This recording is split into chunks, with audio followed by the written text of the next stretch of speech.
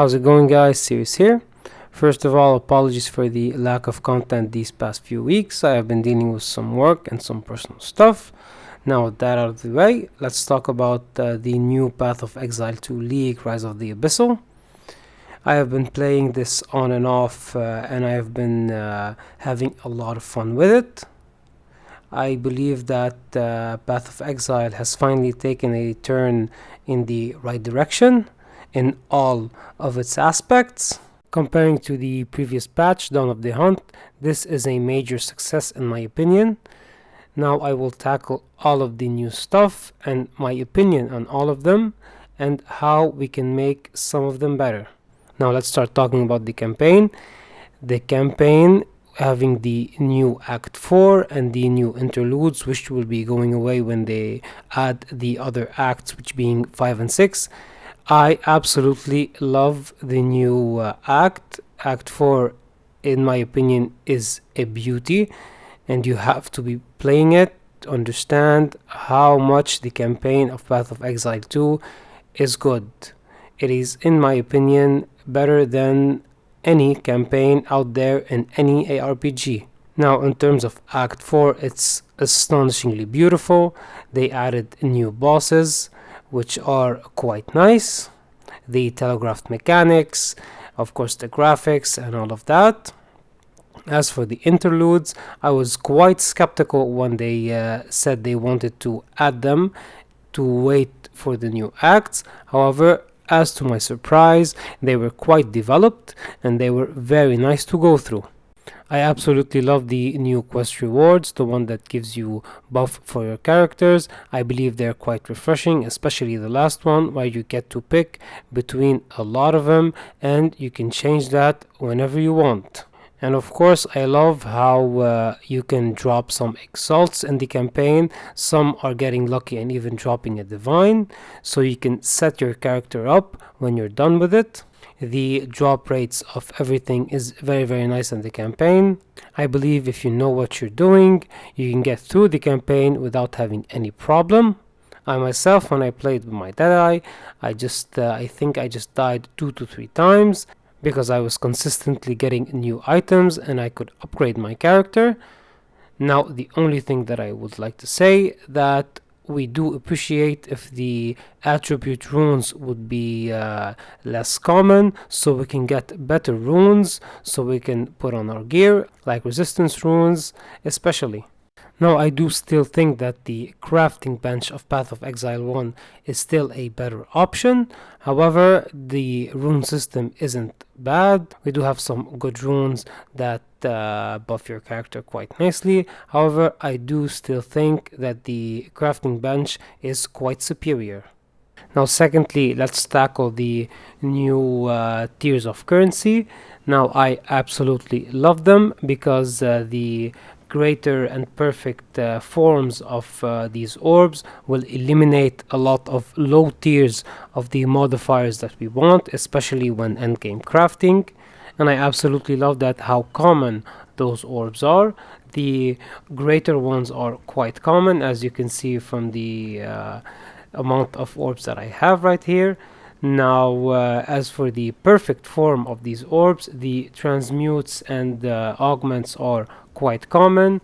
Now, as for the regal orbs, I would say they are as common as maybe greater exalts.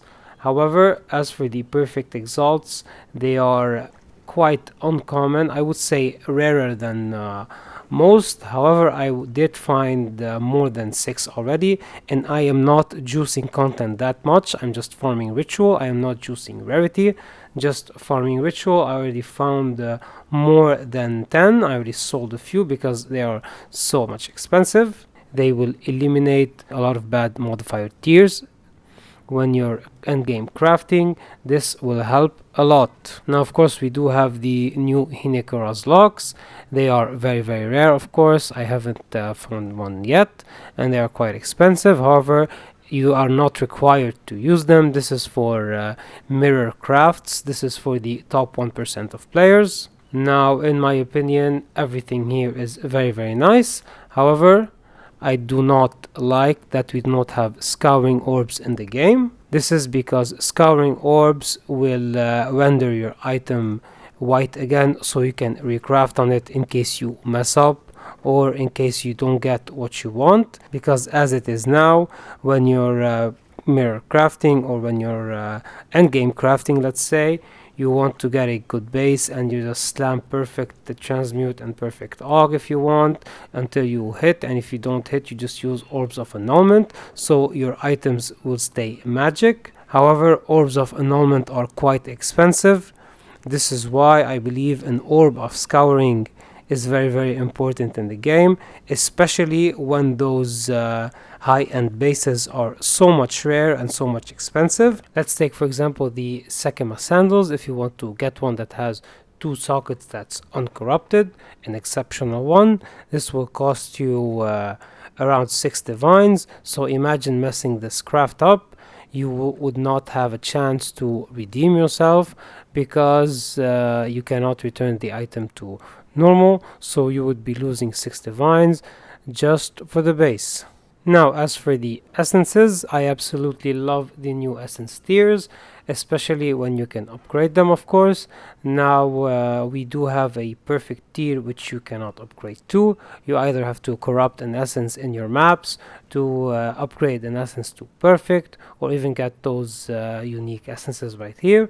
However, every essence is quite common, and if you farm essences you can drop every single one of those.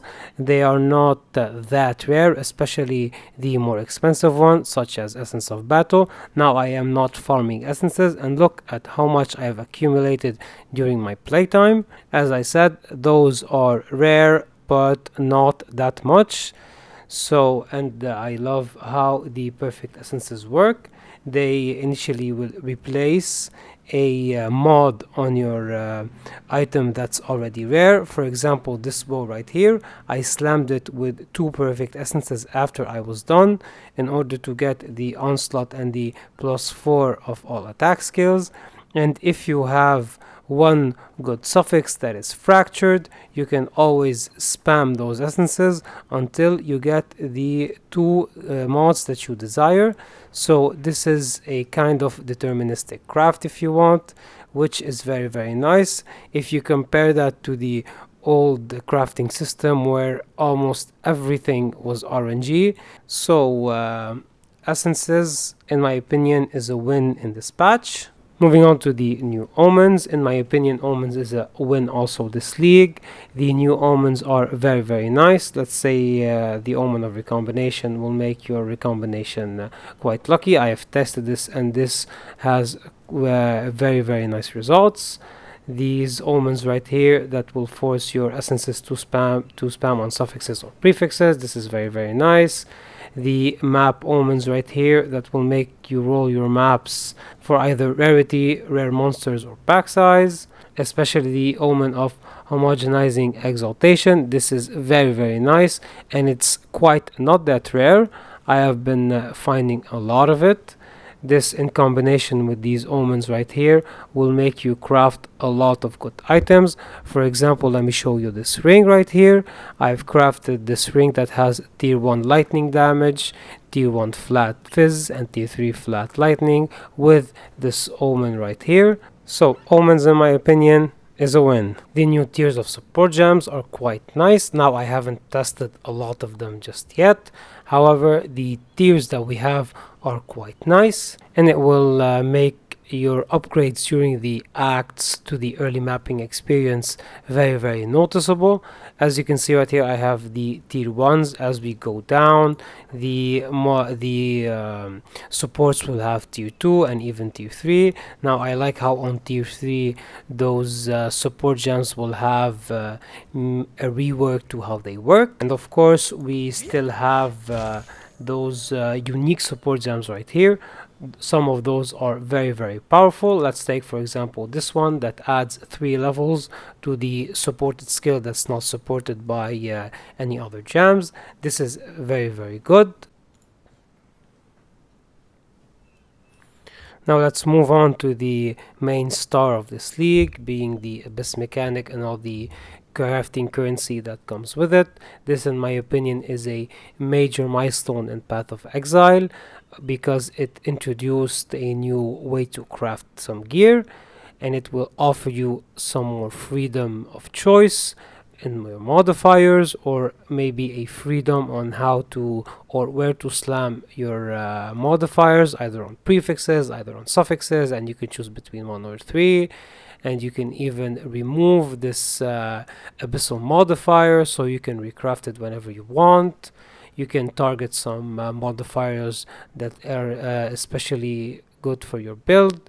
This is very nice, especially on fracturing, because the fracturing orb does not fracture the abyssal modifier, so you have a 1 in 3 chance to fracture the modifier that you want instead of a 1 in 4. A lot of good things came with these new currencies. You can craft on your jewels, on your bows, on your weapons, on your armor, on your belts, even on your waystones. In my opinion, all of this will go core. However, I do have a problem with this, is that it can get quite complicated, because you, in synergy with those, you want to be clicking on those omens as well. This can get quite confusing to other players, especially new ones. In my opinion, this is a win. However, we do need to simplify just a little bit, and of course I can bet that all of this will be going core. But as of now, this is crafting has become very good in combination with the currency orbs, the omens, and the abyssal currency. I've been able to craft all my gear. I haven't bought a single piece of gear, of course, outside the 2 uniques that I have. Everything here has been crafted. Look at this bow, it's pretty nice. It's not amazing, however, it does have some good modifiers. These gloves as well. This insane ring right here that has rarity, attributes. I can of course remove the attributes with the Omen of Light and then recraft it with another resistance modifier. I have here a lot of damage boosters. Look at this nice quiver right here. However, I do think that the abyssal mobs need just a bit of a nerf, because especially those green bubbles they leave behind, those will decimate your character. Now let's talk about the new defensive layer, Deflection. I believe this needs just a bit of a rework, because as you know, you cannot, even while stacking a lot of deflection on your gear, you cannot achieve 100% deflection, and I believe this is very conditional. In my opinion, it needs a little bit of rework. However, as of now, Energy Shield is still the more superior defensive layer out of everything, but give it time. I'm sure they will fix everything and everything will be balanced. Now, talking about balance, this right here, in my opinion, is quite alarming. The character balance is quite tipped towards the Deadeye, being the best ascendancy right now, and if you go to level 90, this number just keeps getting up. Some ascendancies are barely even played. This needs a bit of a work, and of course I trust that they will fix everything. However, as is now, the Deadeye is top tier. Right behind it comes the Blood Mage, of course, because it can achieve levels of tankiness that are beyond anything. You can AFK in maps and you will not die, of course, with the proper investment. Now, as for my final point, I will be discussing trading and economy. As of now, the economy is still holding. The Exalted Orb and to Divine ratio is still acceptable. As you can see right here, the Divine Orb costs around 96 Exalts. Yesterday, it was between 60 to 70. And now it's a bit under 100. This is quite holding up, because in previous patches the Divine Orb was skyrocketing on day 10. As of now, it's quite holding up. I don't know how much it will hold up until maybe a month in. Who knows? This will just have to be retested. Now for the second part, we do have the offline shops or online or merchant tabs, where you can list your items right here, and then people can buy them without you even interacting with them. This is very nice, because sometimes you just go to sleep and other people will log into their accounts. They will just search for stuff, and then they will find your items, they will buy them. You're gonna wake up and see that your merchant has some currency for you. And finally, we do have the in-game auction house or market, where you can search for your items inside the game without you needing to enter the website. You have almost everything right here, from requirements to the stats that you need on your gear. You can search for everything right here without using the trade site. Now this, in my opinion, for PC players isn't a big of an improvement, but for console players this was quite the improvement, because they were using external, maybe a laptop, to search for stuff and then messaging people from the console. This, in my opinion, is a big win for console players.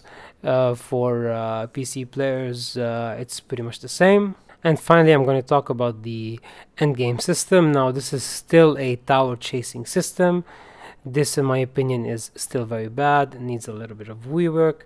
We do not need to be chasing towers from tower to tower, and if you can't find good overlapping towers, the whole area of the maps isn't enjoyable.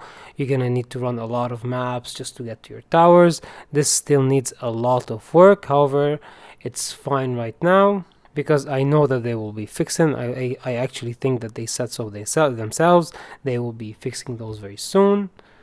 I believe maybe in the next patch. And of course, I do need to remind you of the new way for you to enter bosses. Now, previously you needed to make a breachstone or find an invitation to the audience of the king for the king of the mists. As of now, you just put some fragments in and just choose what tier to do, and it automatically pays the amount of splinters that you want. We already had these splinters for delirium and breach. They added new splinters for expedition. You can farm them when you enter a logbook. Or they added these splinters for ritual, where you can find them inside your rituals. This, in my opinion, is another good improvement. I hope you enjoyed this video and my thoughts on the new league. I will be uploading new content very soon. If you have any questions, do not hesitate, leave them in the comments. I would also like to know your opinions about the new league. And as always, like if you like, subscribe if you want, and thank you for watching.